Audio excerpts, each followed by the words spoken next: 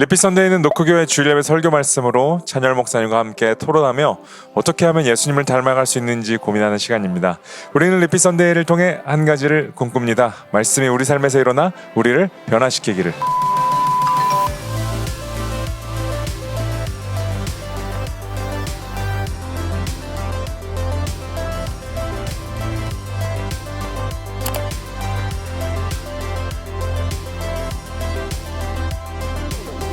네, 리피 선데이는 찬열 목사님의 주일 말씀을 가지고 우리가 함께 또 토론하며 인사이트를 얻고 우리가 어떻게 하면 예수님을 닮아갈 수 있는지 함께 나누는 시간입니다. 그래서 오늘 리피 선데이 때 아직 목사님의 이번 주 말씀 나는 왜 이럴까라는 생각이 들 때를 듣고 오시지 못했더라면 여기 유튜브 링크 상단이랑 그리고 소개글 댓글에 링크가 있습니다. 보시고 오신다면 정말 리피 선데이가 훨씬 풍성하고 훨씬 은혜로운 시간이 될 거라고 믿습니다. 네, 목사님 이번 주에 이제 로마서 시리즈 네 번째죠. 나는 왜 이럴까라는 생각이 들 때에 대한 말씀을 전해주셨어요.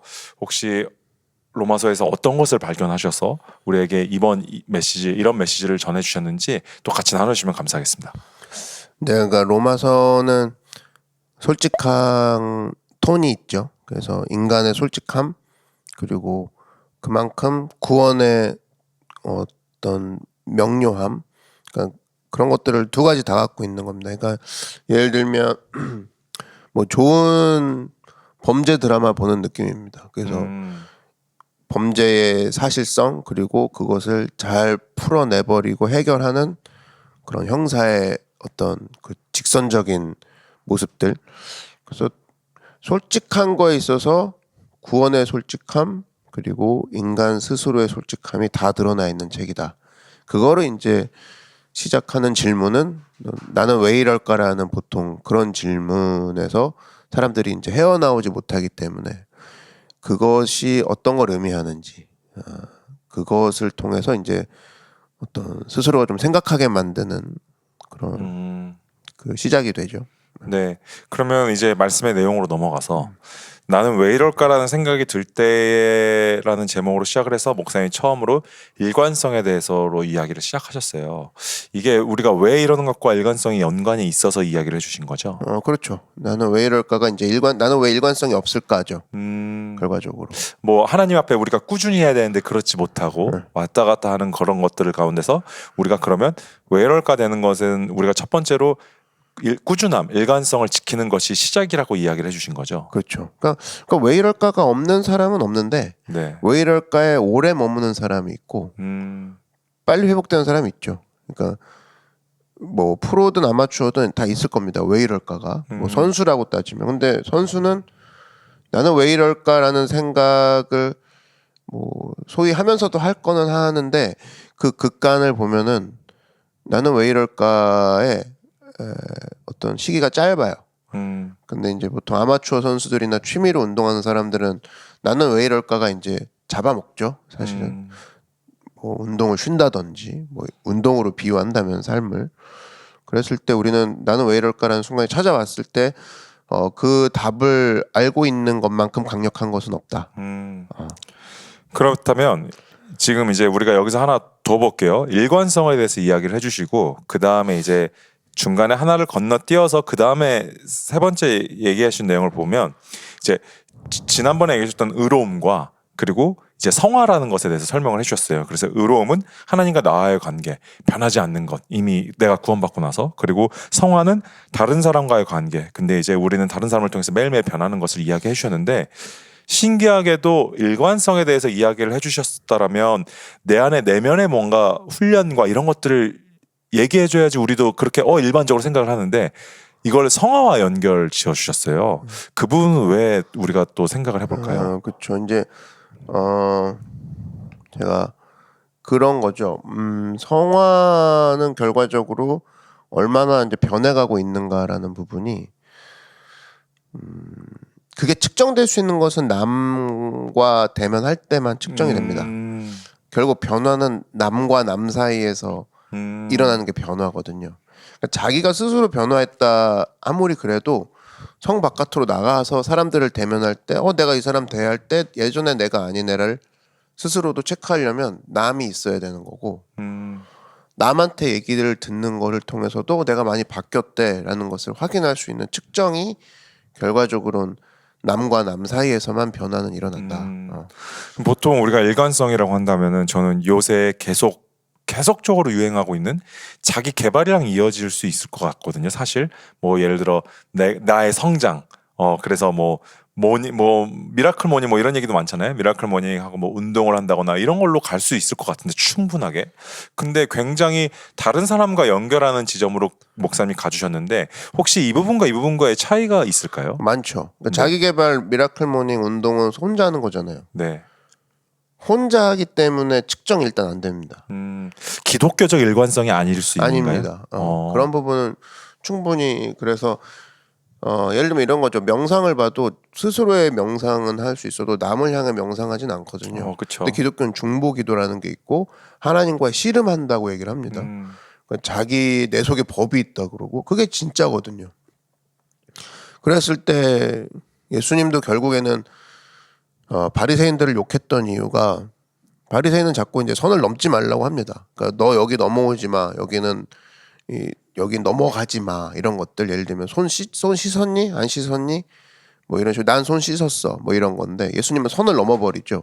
삭개오한테 들어가 버리고 그리고 그 사람들 사이로 들어가 버리고 그랬을 때 사람들도 영향받고 예수님도 하나하나 자기의 뜻을 알려주시는 부분으로 그 사람들을 새롭게 만들어 가는데 이 자기 개발이나 어떤 아까 얘기하신 그런 것들은 영향력을 줄 수는 없죠. 자기만의 어떤 변화라고 느끼는 건 하겠지만 근데 그것도 어느 순간 여전히 변해 있지 않는 모습을 발견하는 것 실망스러운 모습을 발견하는 건 주로 남 앞에서 섰을 때입니다. 내가 고집스럽네, 뭐 내가 독단적이네, 내가 이기적이네는 남 앞에 섰을 때만 발견이 되거든요.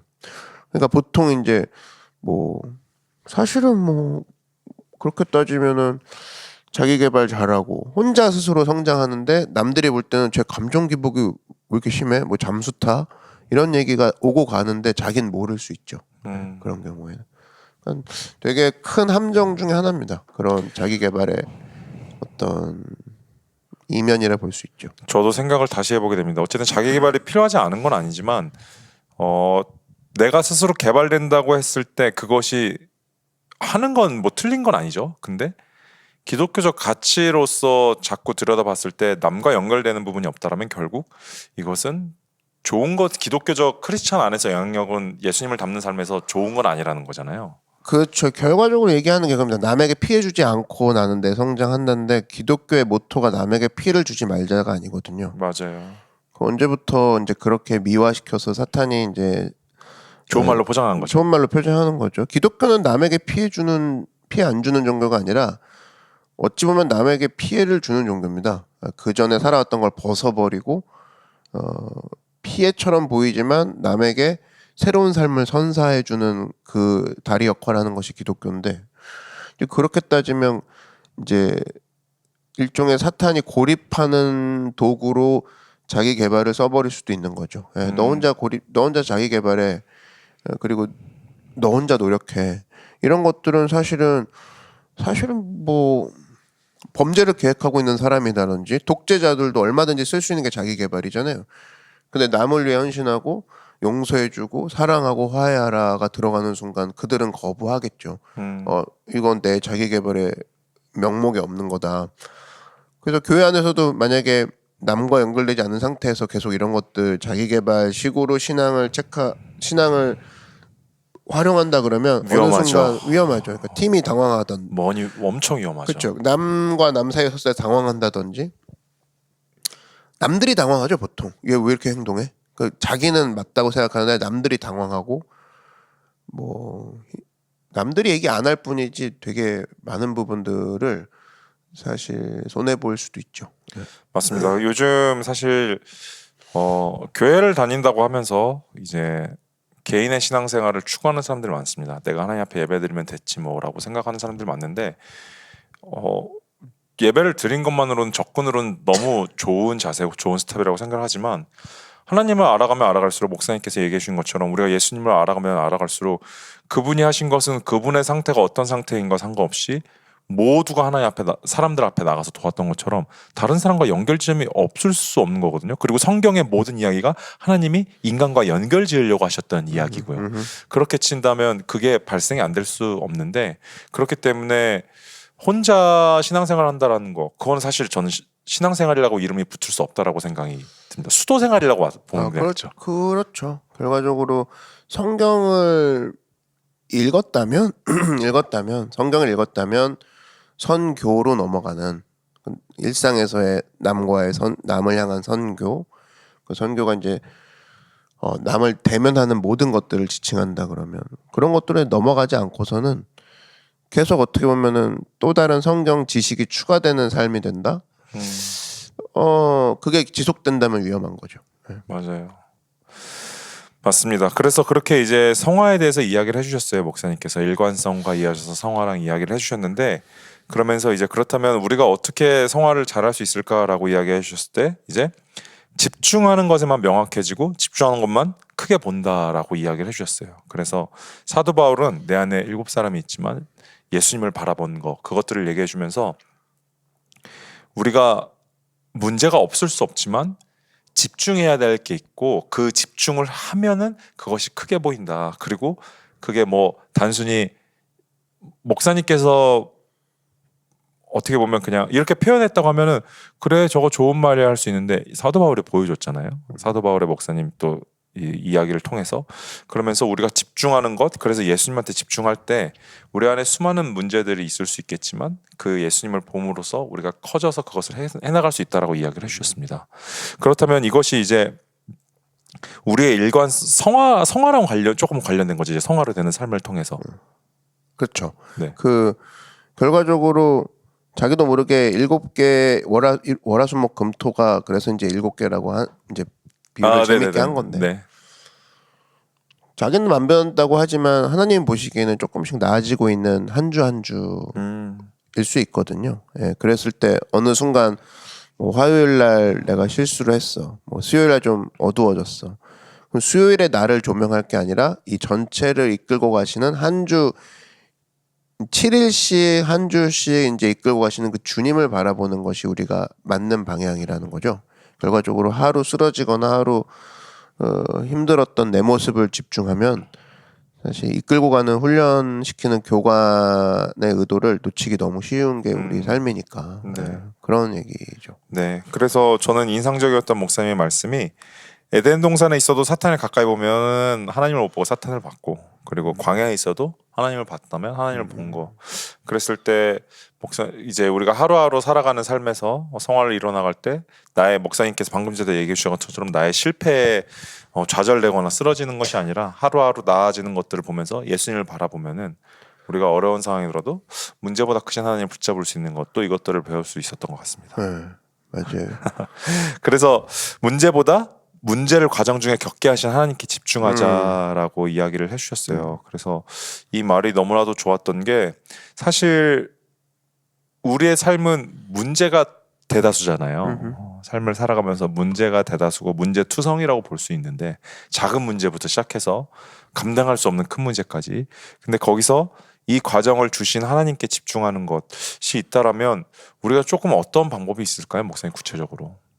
일단은 그 과정을 이끌어 가고 계시다라는 그 확신이 있으면 신뢰. 조급함이 없어지죠. 네. 예를 들면 뭐 저희가 이제 팀들이 계속 들어와서 예배를 준비하지 않습니까? 그렇다면 이제 아무래도 뭐 코로나 때 저랑 목사님이랑 둘이 뭔가 중계를 하고 이랬을 때는 실수할 게 있다 하더라도 2명이서 하니까 뭐 그렇게 많지는 않았고, 있다 하더라도 이제 바로 조치가 가능했다라면 이제 팀들이 들어오면서 각자 능력치가 다르고 경험치가 다른 사람들이 만들어가는 예배다 보니까 아무래도 이제 한 주 한 주의 그런 피드백들이 있겠죠.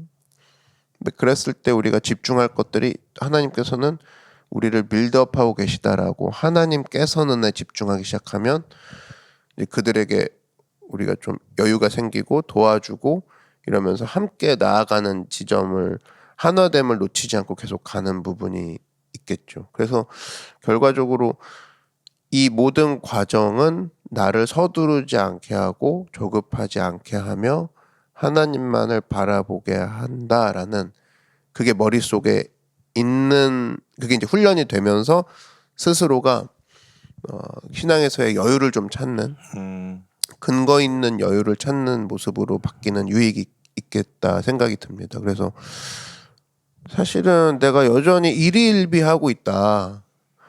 이거는 뭐 그러지 말아야지로 해결할 게 아니라 내가 하나님께 과정을 이끄시는 하나님께 초점을 맞춰야지. 그러면 이득은 나는 여유로움을 갖게 되고 그걸 이제 평안이라고 하죠. 평안을 갖게 되는 그런 모습으로 변해가는 거. 그것이 이제 그것을 누리는 사람이 얻는 어떤 축복이라고 얘기할 수가 있겠죠. 네, 감사합니다. 그래서 아마 목사님께서 방금 얘기해 주신 것이 이제 설교 마지막 정리하는 넥스트 스텝. 그렇다면 우리는 어떻게 이 다음 단계로 갈 수 있을 것인가라는 것 첫 번째인 것 같아요. 그래서 나를 구하셨다는 뜻은 단지 과거에 대해서 벗어나게 해주신 것이 아니라 새로운 미래로 초대해 주신 것이다 하면서 내가 포기하고 버린 것에 집중하는 것이 아니라 내가 얻은 것에 집중하는 것. 그것이 어떻게 보면 하루하루를 잘 살아갈 수 있는 것이라고 생각을 할 수 있는데 목사님께서 얘기해 줄 때 그런 생각이 들었습니다. 우리가 보통 죄에서 구원을 받았다, 내가 예수님을 믿는다 하면은 처음 감격은 너무 좋을 수 있죠. 예를 들어 요새 우리 교회 이제 처음 오시고 나서 몇 달 있으실 때 첫 경험은 그 어떤 이루 말할 수 없는 그 감정들이 있는 것 같아요. 기대감이랑. 그런데 이제 그것이 모든 것이 익숙해지는 시간들이 오는데 사실 그 익숙해지는 시간들이 왔을 때 이제 그 감동은 끝났나 보다가 아니라 이제 새로운 미래를 준비해 주신 하나님께 달려갈 때인 거잖아요. 그렇죠. 네, 그런 부분들에 있어서 이제 오히려 저는 그 지점들이 신앙도 그렇고 교회를 새로 정착을 했을 때도 그렇고 그 지점들이 내가 예수님 믿으려고 포기한 것들이 이런 것들이 있었는데 갑자기 막 많은 생각들이 들을 때라고 생각이 들거든요. 하지만 근데 그 지점에서 우리가 바라볼 게 그게 아니라 이거 포기한 만큼 예수님께서 새로운 미래들을 준비해 주셨는데 그것들을 바라보고 나가야 되는 것. 그것이 또 굉장히 인상적으로 또 목사님 다가왔습니다. 맞아요. 그 새로 교회 오신 분들이나 뭐 노크 교회에서 새롭게 시작을 이제 신앙생활 하신 분들이 초반에는 이제 기쁨과 감동이 막 감격을 막 발견하게 될 겁니다. 일종의 삶의 기적이죠. 그리고 막 문제가 해결되고. 근데 이게 딱 그 복음서를 보면은 신약을 보면 사복음서에는 기적들이 계속 일어나요. 매 장마다 예수님이 보여주시죠. 근데 바울 서신으로 넘어가면서부터는 바울을 통해서 어떤 기적이 일어났다?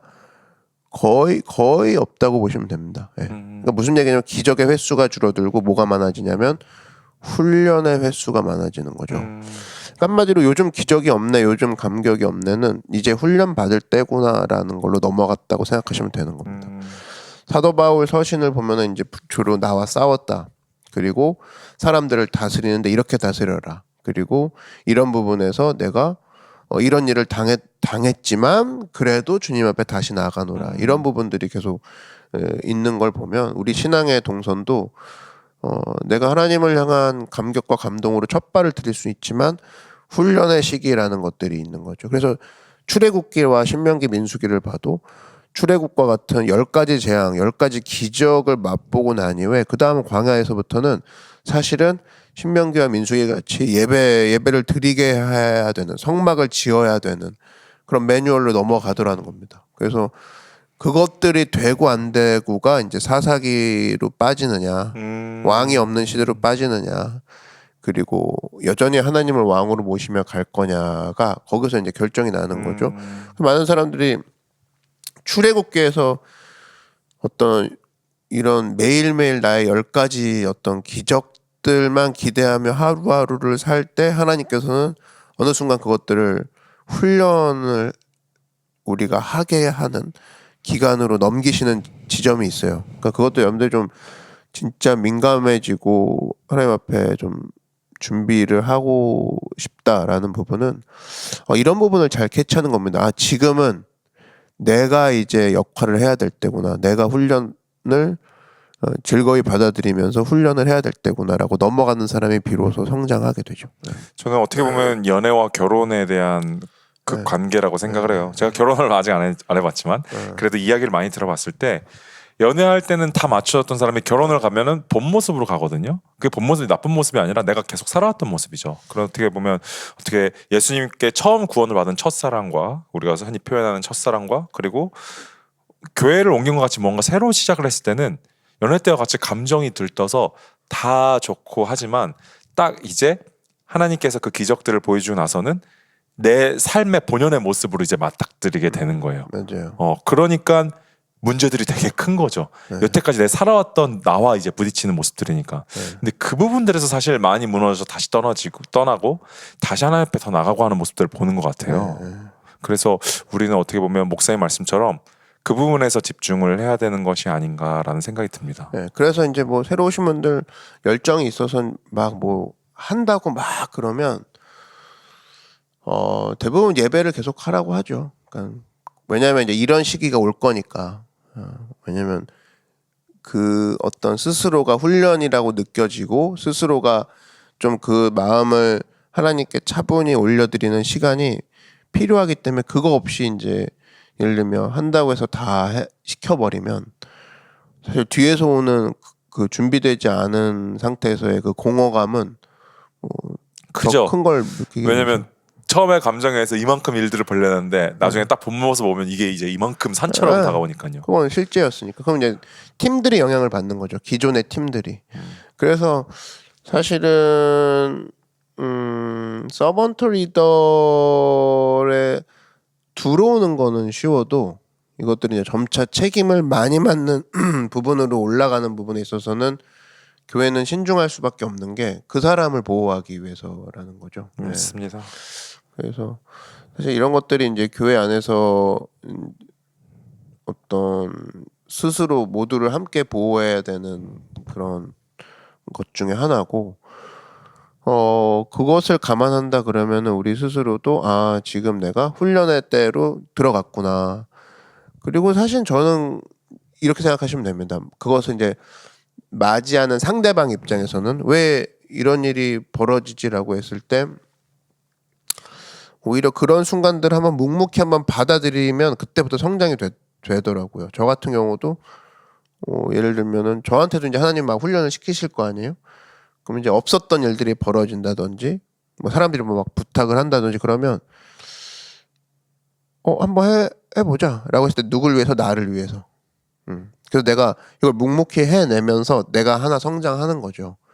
그러니까 그런 부분들로 되게 많이 생각하는 것 같아요. 저는 이제 예를 들면 뭐 무리하는 것 같이 보이는 부분이겠지만 내가 한번 해볼게. 내가 한번 도와줄게. 근데 그런 부분이 결과적으로 묵묵히 해냈을 때 나에게 있어서 어떤 인내라는 것들이 열매가 맺어진 거고 또 나에게 있어서는 또 전체적인 어떻게 하면 관리할 수 있겠구나라는 것들이 또 하나 학습이 되어진 거니까 그런 훈련의 어떤 기회가 스스로가 느껴지고 그런 기회로 보통 찾아올 겁니다. 그랬을 때 여러분들이 좀 이런 것들을 묵묵히 수행을 해버렸을 때 오는 그 보람이란 게 있어요. 이걸 왜 나한테 시켜? 그리고 이건 뭐 알아서 해야 되는 거 아니냐고 쳐내면 사실은 얼마든지 좋은 말 리즈너블한 그런 걸로 이건 계획이 없는 거잖아고 쳐내면은 뭐 나쁠 건 없어요. 근데 한번 그래 내가 한번 해볼게 내가 도와줄게라고 하면서 내가 성장되는 부분이 반드시 존재하니까 그런 부분은 한번 여러분들이 그것을 하는 사람이 사실은 넥스트 스텝으로 넘어가는 거겠죠. 네. 맞습니다. 그런 부분을 저는 좀 얘기해 드리고 싶습니다. 네, 그래서 방금 전에 우리가 처음으로 이제 넥스트의 첫 번째 과거의 죄에서 벗어나게 해주신 것이 아니라 새로운 미래로 초대해 주신 것이다라고 했을 때 우리가 이제 그런 과정에서 하나님께서 훈련을 주신다라는 것들을 또 우리가 볼 수 있었고요. 두 번째는 이제 마지막으로 신앙은 열심히 노력하는 것이 아닌 더 신뢰하는 것이다. 아까 목사님 이야기하실 때 한번 나왔죠. 그래서 신앙은 시도하고 노력하는 것이 아니라 신뢰하는 것이다. 그래서 도전을 안 하는 것은 도전을 이렇게 좀 이 멘트가 좀 많이 기억에 남았던 것 같아요. 도전을 안 하는 것은 이제 도전을 싫어하는 것처럼 보일 수 있겠지만 그게 아니라 그분을 신뢰 안 하는 것일 수도 있다라고 이야기를 해주셨어요.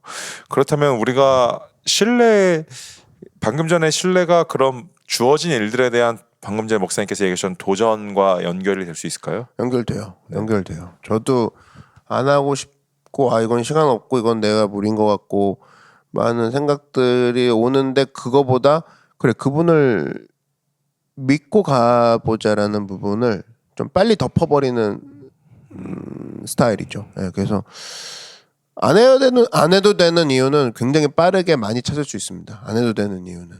그래서 아까 같이 집중해 얘기를 하면 뭐 기침을 했는데 난 기침하니까 안 해. 그러면 남들은 잘 모르니까 그래 그럼 좀 쉴래 이렇게 되는 건데 나는 기침에 갑자기 느낌이 딱 타이밍이 좋네. 기침에 집중할 게 아니라 난 지금 이것 같은데 이끄실 주님을 신뢰하는 거가 더 커라고 했을 때 밀고 나갔을 때 열매를 맛보는 사람은 그 사람이거든요. 그랬을 때 사실은 여러분들이 포기할 만한 이유는 지금도 적으면 10가지는 적을 수 있을 겁니다. 근데 주님을 신뢰하고 나아갈 이유 적으라면 오히려 그것들은 그거에 비해서 상대적으로 흐릿하고 덜 적히는 게 다반사예요.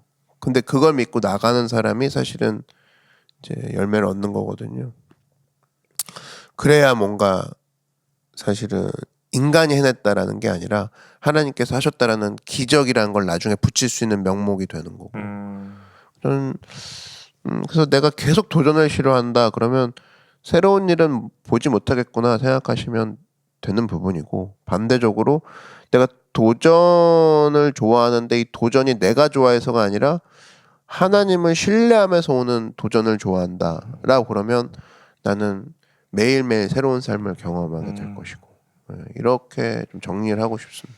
네, 한 가지만 더 여쭤볼게요. 그러면 이제 신앙은 시도하고 노력하는 것이 아니라 신뢰하는 것이다라고 이야기를 해주셨는데 방금은 도전의 관점에서 하나를 봤고, 그렇다면 우리가 또 삶에서 일반적으로 성도님들이, 우리가 신앙인들이 일반적으로 시도하는 것들은 무엇이 있을까요? 신뢰보다는. 자기 반대 측면을 시도하면 되겠죠. 네, 시도 얘기하는 거죠. 그러니까 신뢰보다 시도로 많이 하는 것들. 네네. 예를 들면 어떤 거죠? 그런 예를 들어 이제 내가 뭔가 해서 얻어내려고 하는 것, 목사님 말씀 중에 이제 그렇게 이제 받아들였는데, 시도라는 게 그러니까 신앙은 이제 시도해서 열심히 노력해서 얻는 건데 내가 자꾸 열심히 노력하는, 그러니까 어떻게 보면 좀 잘못된 방향인 거죠. 그런 부분들이 뭐가 있을까요? 네, 신뢰보다는 뭐가 있을까요? 그런 거죠. 뭐 제일 속기 쉬운 게 이제 아까 얘기한 그런 자기 개발 같은 신앙도 그런 측면으로 이제 얻어낸다고 생각을 해버리는 거죠. 어떤 틀과 플랜 안으로 들어가 버렸을 때 거죠. 그렇죠. 이제 뭔가 이제 관계보다는. 관계보다는 수료에 집중한다든지 뭔가 훈련 있으면 수료에 집중하고. 그러니까 저희는 그로스트랙을 되게 좋아하는 게 내가 수료했어로 끝나진 않잖아요. 그걸로 질문을 던지죠. 이제 너가 남을 위해 헌신할 거야? 그리고 헌신하면 궁금한 팀이 있어? 이제 물어보는 지점이 있는 게 난 참 좋은 게, 그런 부분에 있어서 혼자만의 시도로 제일 할 수 있는 게 유혹이 쉬운 게 이제 신앙이다. 신앙생활. 혼자만의 어떤 시도를 통해서 난 예배 나오고 또 예배 나왔으니까 됐고 뭐 이런 것들. 이런 것들이 참 빠지기 쉬운 것 중에 하나가 이제 그렇게 종교 생활로 만들어 버릴 수가 있죠. 저는 그렇게도 생각을 하나 해요. 우리가 말씀을 읽는 시간과 기도 시간을 정해놓는 건 중요하지만 이것을 관계라는 측면으로 봤을 때는, 만약에 이것이 우리가 만약에 연인과 통화를 하고 연인과 이야기를 하고 데이트를 한다고 하면은 정해진 시간이 벗어날 때도 많거든요. 근데 우리가 자꾸 내가 정해놓은 틀 안에서만 관계를 하려고 하는 거죠. 그러니까 그렇죠. 첫 번째는 정한 건 너무 좋아요. 삶에서 계획한 건. 하지만 이게 나는 30분 해야 돼. 뭐 1시간 해야 돼. 3분 해야 돼. 막 이런 것들이 오히려 관계를, 어느 누구랑도 사람들이랑 그렇게 관계를 하지 않잖아요. 그렇지. 그렇게 안 하죠. 네. 근데 그 부분들의 노력이 약간 신뢰보다는 목사님께서 방금 얘기해 주신 내가 계획해놓은 틀 안에 집어넣는 거 아닌가라는 생각이. 맞아요. 그러니까 내가 지금 하고 있는 행위가 사람하고도 이렇게 관계하나 그러면 대부분 스스로가 걸러집니다. 맞아요. 뭐 예배 늦게 오고 맞아요. 사람하고 나 너무 좋아하고 맨날 늦고 그러면은 싫어하죠. 늦는 사람 싫어해요. 좋아하는 사람 아무도 없어요. 싫어요. 그거 싫어하는데 이제 그렇게 생각 안 하는 거죠. 그럴 때만 이제 하나님이라는 교회로 생각을 합니다. 교회로 갑자기. 생각하고 신으로 생각하고 맞아요. 그러니까 용서라는 모드가 들어갈 때가 있고 네. 한마디로 이제 내가 주님 앞에서 자녀인 모드일 때가 있고 군사인 모드일 때가 있는데 하나님이 군사로 부르시는데 막 자녀로 가고 막 싸움 시키지 말라고 그러고 주님이 자녀로 불렀는데 군사로 막 싸워야 된다고 그러고 그럼 이제 대화가 좀 힘들죠. 주님은 안 힘드시겠지만 본인이 나중에 힘들죠. 매일 혼나는 느낌이고 매일 어떤 그런 얽매이는 느낌이 늘 갖게 되는 거죠. 그랬을 때 모드가 지금 안 맞구나. 저는 내 찬양 스타일은 이래라고 생각하는 것도 저는 솔직히 말해서 정확히 성경을 안 읽은 사람이라고 생각을 해요. 찬양이 아무래도 그쪽에서 이제 생각을 하게 많이. 왜냐면 저도 이제 옛날에 목사님한테 그런 얘기를 했었어요. 그 뭐 성도님들 중에 앉아서 찬양하고 싶은 사람도 있을 거고, 그리고 목소리 안 내서 찬양하고 싶은 사람도 있을 거고, 물론 신체적인 이유가 있다면 전 충분히 이해를 하고 목사한테 그런 거 양해를 구해야 되지 않냐, 저도 목사한테 여쭤봤지만 제가 성경을 읽으면 읽을수록 찬양에 대해서 성경이 말하는 하나님한테 고백하는 그 행위에 대해서 이렇게 동적인 모습으로 찬양한 표현이 하나도 없어요. 정적인. 네, 정적인 갇혀 있는. 다 소리 높여, 온 마음을 다해, 막 목소리 높여, 하늘아 들어라, 막 이런 엄청난 전진을 향한 찬양인데, 우리가 하나님을 향한 신앙생활은 성경을 싹 읽고 갑자기 자기의 스타일과 자기의 모습대로 가져갑니다. 그게 저는 이제 굉장히 신앙을 가둘 수 있는 문제라고 생각합니다. 말씀, 기도, 찬양이잖아요, 대부분. 네. 천국 가서 남는 거는 찬양밖에 없어요. 올라가서 설교를 할 거야, 뭐 올라가서 기도를 할 거야. 눈앞에 있는데. 눈앞에서 찬양하는 거예요. 근데 그 찬양이 그 정도로 천국까지 가서 하는 게 찬양이기 때문에 그거 이제 교회가 알려줘야겠죠. 맞아요. 잘 알려주고 그거를 교회가 됐으면 좋겠습니다. 알려준다는 건 보여줘야 되는 겁니다. 결과적으로 보는 것만 따라하니까. 네. 지금 다음 세대 그러는데 다음 세대라는 말도 저는 좀 무책임하게 들리는 게 결국 지금 세대 보고 하는 게 다음 세대일 텐데. 맞아요. 그럼 지금 세대가 노력할 것이 있다라는 거거든요. 보여줄게. 근데 이제 좋아하는 단어들이 보통 다음 세대입니다. 다음 세대 이제 걸겠다. 무슨 의미인지는 알겠는데 결국 지금 세대가 보여주는 게 엉망이라면 다음 세대도 똑같이 엉망인 거 따라할 거라는 거예요. 맞아요. 다음 세대 아무리 좋은 프로그램 해주더라도 지금 세대가 그렇게 안 하는 걸 보고 자식 부모님이나 이런 것들 보고 잘한다면 똑같이 안 하게 됩니다. 맞아요. 그래서 지금 세대가 하나 돼서 보여주는 모습을 다음 세대가 그대로 보고 할 것이다. 네. 그래서 아직 찬양이나 기도나 여러 말씀 신앙생활에 우리 리피 선데이를 듣는 노커들이 그런 생각을 가지고 있다면, 나는 요래 나는 이래라는 게 있다면, 여러분 저는 이렇게 얘기 드리고 싶어요. 성경에 나는 이래라는 건 없습니다. 하나님께서 기뻐하시는 모습만 남아있는 거죠. 그랬을 때 노커 교회는 여러분들이 진심으로 하나님을 기쁘게 찬양했으면 좋겠어요. 박수 왜 이렇게 쳐? 소리 왜? 하나님을 예배하는데 어떻게 그럴 수 있겠어요. 그건 뭐 사람들 콘서트도 이렇게 하는데 예배는 콘서트가 아니다라는 얘기가 그런 의미에서 콘서트가 아니다라는 게 아니라 즐기고 끝나는 게 문제가 있을 때 콘서트가 아닌 거지, 하나님을 예배하는 찬양의 모습에서 가장 기쁜 순간에 그 누구도 가장 기쁠 때 그렇게 표현 안 하는데, 그러니까 예배는 콘서트가 아니다도 반은 맞고 반은 틀린 것 같아. 맞아요. 그러니까 무슨 의도인지 알겠는데 당시의 상황에서는 필요한 말이었다고 생각을 합니다. 근데 그렇게 충분히 기뻐한 적이 없다라면, 만약에 그 이야기를 듣고 난 애초부터 기뻐하지 않을 거야 그러면 그 사람은 평생 기뻐할 일이 없어요. 그러니까 그 말이 들어갈 만한 사람은 사실은 뭐 몇 안 될 것이고, 만약에 그 말에 집중한 나머지 예배의 기쁨을 뺏어버린다?